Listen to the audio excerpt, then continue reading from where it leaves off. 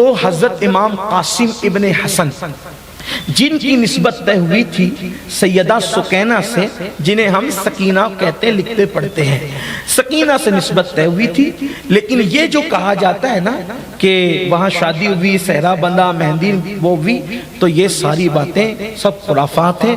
وہاں کوئی مہندی ہلدی کا معاملہ نہیں تھا، اور یہ ہلدی مہندی جو ہے نا یہ ہندوستان کی رسمیں ہیں۔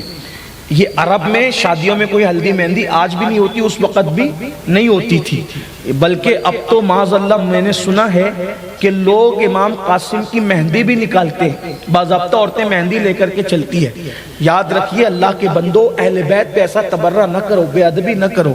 وہاں پانی پینے کے لیے نہیں تھا، مہندی کے لیے کہاں سے پانی آیا؟ آپ غور فرمائیں، وہاں تو آنسو ہی آنسو تھے، اور حضور نے تو مہندی مردوں کے لیے ناجائز قرار دیا ہے۔ یہ پھر یہ مہندی امام قاسم پر اتنا بڑا تبرہ، میں کہتا ہوں کم از کم اہل بیت سے محبت کرو تو ان کے ادب کا بھی تو خیال رکھو، اپنی مرضی سے کیسے باتیں کرتے ہو؟ پھر عورتیں بے پردہ نکل کے جاتی ہیں گھومتی، اللہ والیوں، اللہ کی بندیوں ایسا نہ کرو۔ امام قاسم اپنے چچا امام حسین کے پاس آ کر کہتے ہیں چچا جان، جب سے میرے بابا کی شہادت ہوئی اس دن سے لے کے آج تک میں نے آپ سے جو مانگا آپ نے عطا کیا۔ چچا آج ایک چیز مانگنے آئے۔ مولا حسین نے کہا آج اپنے مظلوم چچا سے کیا سوال کرو گے قاسم، کیا مانگو گے؟ یہ مدینہ تو نہیں، کربلا کے ریگزاروں پر کیا سوال کرنا چاہتے ہو؟ تو امام قاسم نے کہا چچا سب جاتے ہیں میدان میں، مجھے بھی جانے دیں، میں بھی جانا چاہتا ہوں جان دینے کے لیے۔ امام نے فرمایا قاسم اتنے دکھ تو نہ دو، اتنے صدمے تو نہ دو، لاشیں اٹھا اٹھا کر کے لاتا ہوں، صدموں کے بوجھ تلے دبا جاتا ہوں۔ اب یہ دن بھی میں نے دیکھنا تھا کہ میرے بھائی کی نشانی، تیرے دو بھائی تو شہید ہو چکے، تو بھی، میں کس منہ سے تمہیں اجازت دوں قاسم؟ نہیں، میں تمہیں اجازت نہیں دوں۔ جب پہلی مرتبہ چچا کی زبان سے نہیں سنا تو قاسم روتے ہوئے سیدہ زینب کے خیمے میں گئے اور کہتے ہیں پھوپھی امی آج قاسم یتیم ہو گئے۔ اس دن کہا پھوپھی امی آج آپ کا بھتیجا قاسم یتیم ہو گیا۔ سیدہ زینب نے سینے سے لگایا میرے لال ایسا کیوں کہتے ہو؟ کہا پھوپھی جب سے حسن شہید ہوئے تھے آج تک کبھی خیال نہ آیا کہ قاسم یتیم ہوا، کیونکہ جملے مکمل ہونے سے پہلے ہر مراد پوری ہوتی تھی۔ آج چچا نے نہ کہہ کر کے یہ بتا دیا کہ میں بغیر باپ کا ہوں، اس وقت میرا باپ دنیا میں نہیں ہے۔ سیدہ زینب نے کہا صبر کر، میں بات کرتی ہوں۔ ابھی یہ گفتگو ہو ہی رہی تھی کہ امام قاسم کا ہاتھ اچانک جذبات کی کیفیتوں میں اپنے بازو پہ گیا۔ جیسے ہی بازو پہ گیا تو وہ لمحات یاد آ گئے جب ربیع الاول کی 5 تاریخ کو امام حسن کی شہادت ہو رہی تھی، اور آخری ہچکیاں حسن لے رہے تھے۔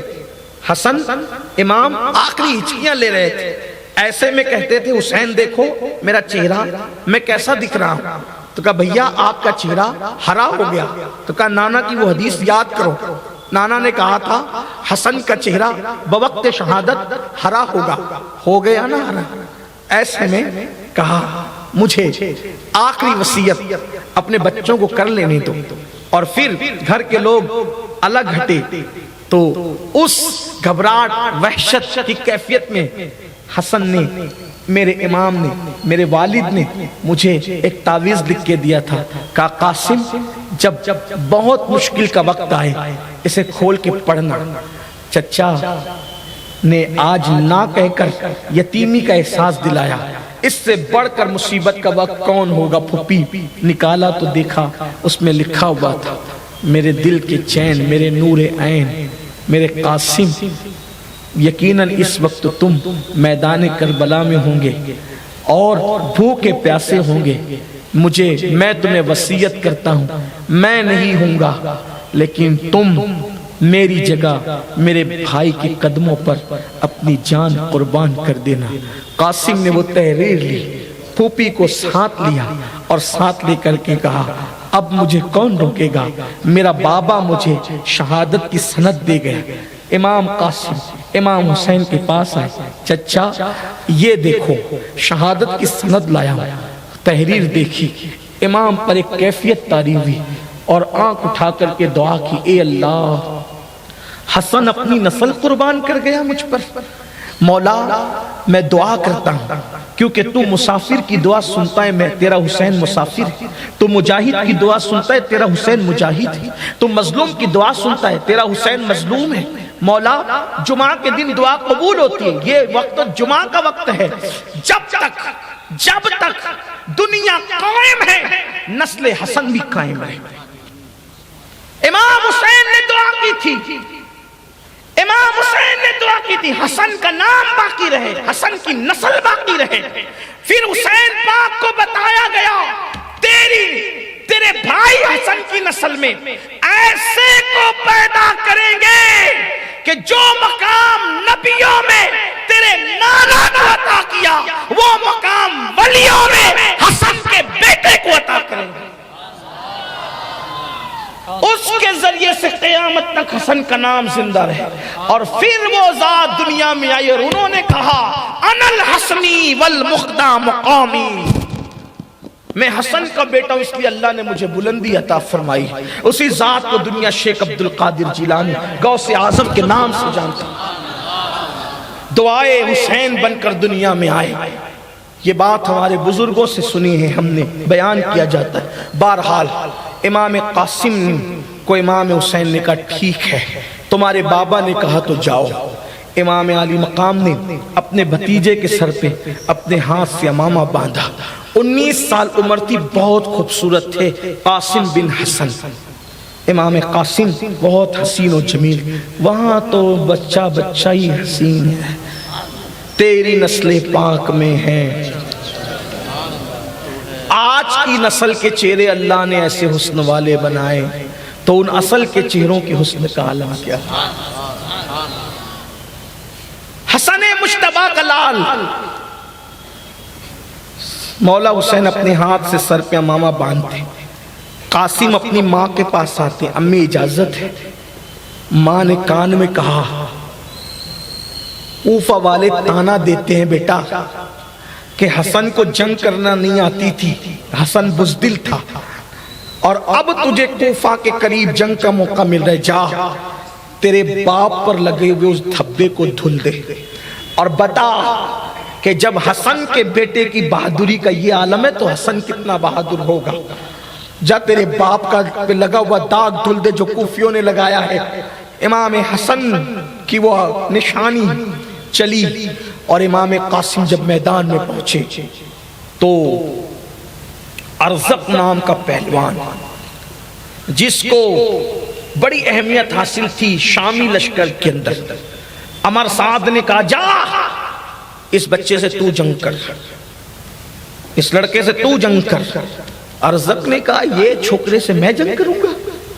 میرے 4 بیٹے ہیں، دیکھ اس کے کیسے تکہ بوٹی اڑاتے۔ ایک بیٹے کو کہا، اس کا نام طارق تھا، طارق جا اس کے 2 ٹکڑے کر۔ طارق نکلا ارزق کا بیٹا، اس نے امام قاسم کے سامنے آ کر کے کہا اے لڑکے تو میرے باپ سے کیا جنگ کرے گا، مجھ سے کر۔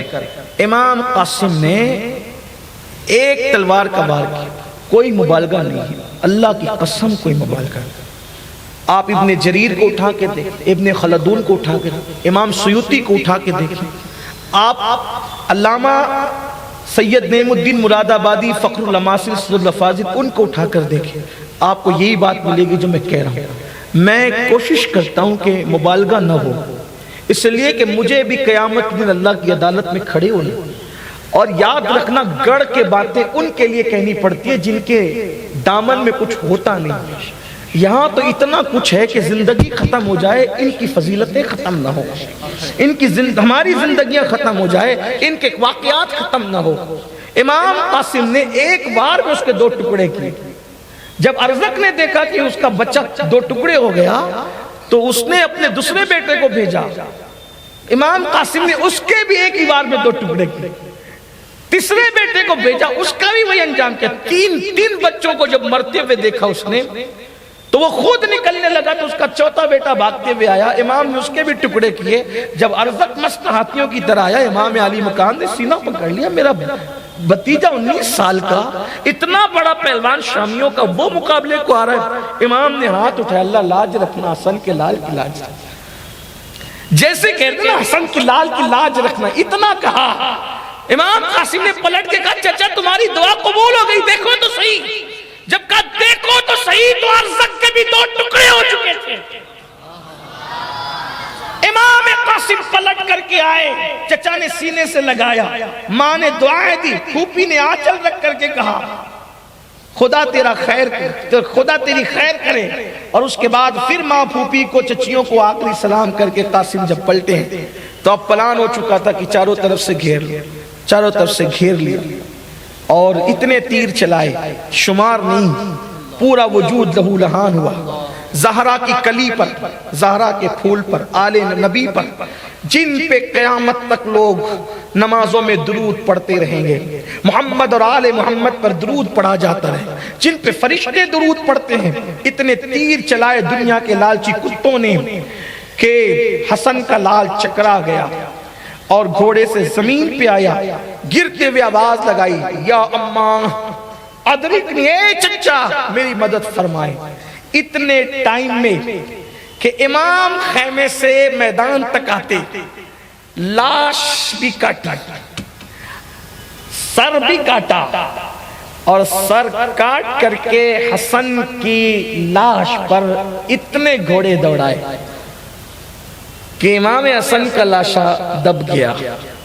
مورخ لکھتے ہیں کہ وہ دبنے اور پھیلنے سے امام قاسم کا لاشا اتنا لمبا ہو گیا تھا کہ امام حسین جب اٹھا کے لا رہے تھے تو قاسم کا سینہ اور امام حسین کا سینہ ملا ہوا تھا، اور قاسم کے پیر، امام قاسم کے پیر زمین سے رگڑے جا رہے ہیں۔ لاشا لے جا کر کے رکھا، بیٹی کے آنگن میں پھول کھلنے سے پہلے سکینہ کی خوشیاں اجڑ گئی۔ رشتہ طے ہوا تھا، ہونے والے شوہر تھے قاسم تھے، بڑے ابا کے بیٹے کے ساتھ نسبت طے ہوئی تھی، بس یہی تھا۔ اور ادھر سیدہ سغرا کی نسبت حسن مثنیٰ جو چھوٹے تھے عمر میں، وہ مدینہ منورہ میں ہی رہے، ان سے نسبت تھی۔ 2 بیٹیاں تھی، ایک سکینہ، ایک جو ہے وہ سغرا فاطمہ۔ سغرا فاطمہ کی نسبت حسن مثنیٰ سے تھی، اور سکینہ کی نسبت جناب قاسم سے تھی۔ اور سکینہ کی تو ایک طرف پیاس بھی ہے، ایک طرف بھائیوں کا لٹنا بھی ہے، ایک طرف تو جس کے ساتھ منگنی ہو گئی ہے، نسبت طے ہو گئی ہے، اس کا لاشا بھی دیکھ رہی۔ وہ شہزادی کی قسمت بھی بڑی شان والی قسمت ہے کہ کیسے کیسے چھوٹی عمر میں شہزادی نے صدمے اٹھائے، دین کے لیے، اللہ کے دین کے لیے، نبی کے گھرانے کے صدمے کے۔ قاسم کا لاشا لا کر کے رکھا۔